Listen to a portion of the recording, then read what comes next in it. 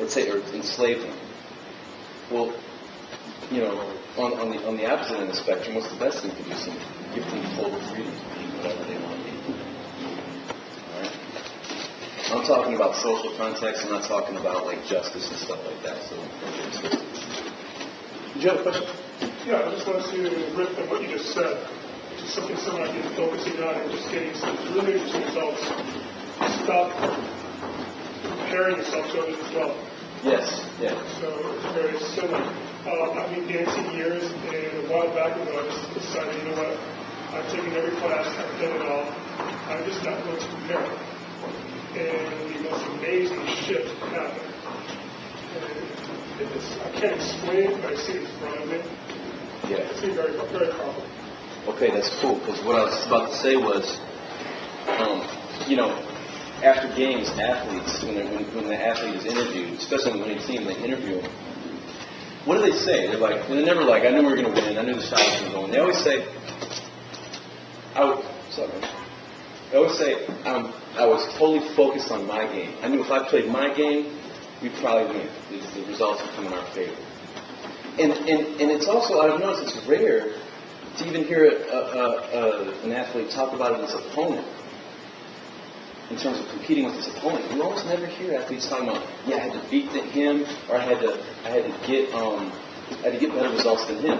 So they're almost not even competing with the dude in front of them. They're just playing their game to the best they can, regardless of who's guarding. Whether it's a Teletubby in front of them or it's Paul Pierce. You know, they're doing their best, and shit tends to work out in your favor. That's when you play your best.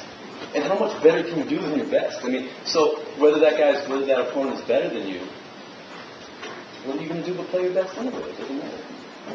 That's all you can do, right? It's to beat it. Okay? So yeah, I mean that's kind of like how top level athletes think as well. That they made that shift that you made about dancing. I'm not going to compare. I'm not going to compete. I'm going to play my game. Anyone see the Kobe Bryant interview during the Pistons Celtics? Yeah, about Michael Jordan. Yep. Yeah. They asked him the question. You know, you can tell he was annoyed. They're like, "What about Michael Jordan? You know, you ever compare yourself to him or whatever?" He's like, "Mike is Mike. I can only be the best Kobe I can be." You know. In effect, he's saying, "Maybe I'll never be as good as Mike. Maybe I will. It doesn't matter. I can't experience Mike's experience. I can only experience Kobe's experience and do the best that I can with that." Right?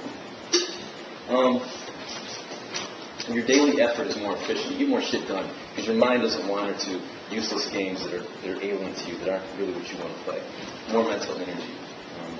You're not distracted. You don't worry about stuff that you can't control. It's like Christian prayer, the creed, Apostles' Creed or something. God grant me serenity. Serenity to accept the It's beautiful. It's perfect. It's from AA to... Yeah. I don't know the prayer. It's on the video now. Just, yeah. Oh, okay. An interesting side effect of this I've also noticed for myself is my sense of humor, I feel, is better. And I'm more playful and in a better mood. Because I'm aware of the games that I play and that other people play, and just being aware of it, and I see them as games, not ultimately important, I can poke fun at them and point them out in a lighthearted way. And that's what humor is. Pointing out the games people play in a lighthearted way.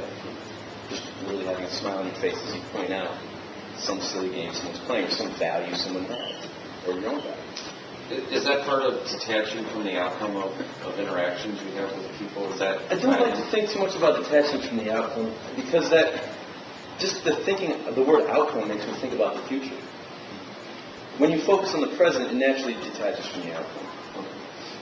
So I like to move towards more think in positive terms instead of don't do. I guess maybe that was my question. Is that one of the sort of the outcomes of what you're doing is that you naturally detach without even having to think about, okay, I'm going to talk to this chick, but remember, detach from what happens because that's what I have to do to be cool or get ahead of the game. Exactly. That's like a different way of putting it. And it naturally leads to detach from outcome. You don't have to try to detach from outcome. Your just outcome is not even part of the picture. When I talk to women, I give them the Brian experience and see what they do. That's how I think about it.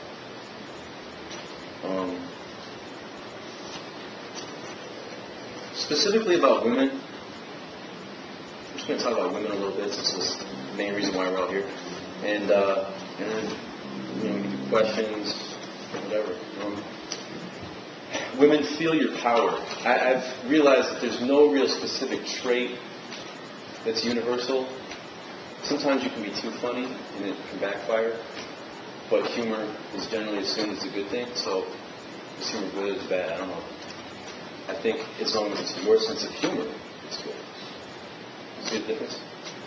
I think what women really respond to universally is your integrity, is the tightness or the clarity of your circle, or the straightness of your arrow shot, your direction, penetration of the light. That's what they really respond to universally. And then each woman has little things, like some girls don't like redheads. What am I going to do about that? Some girls aren't receptive to, some girls aren't taking a break from sex for a couple months. I don't know, whatever. You never know. You can't control all that little stuff. After you get some experience, you start to get an intuition. Oh, that was kind of like this other girl. Let me do this. Make her feel more comfortable with it. That's important to you. But the one universal thing that I notice is that women respond to your integrity, your power. That's what really optimizes your results.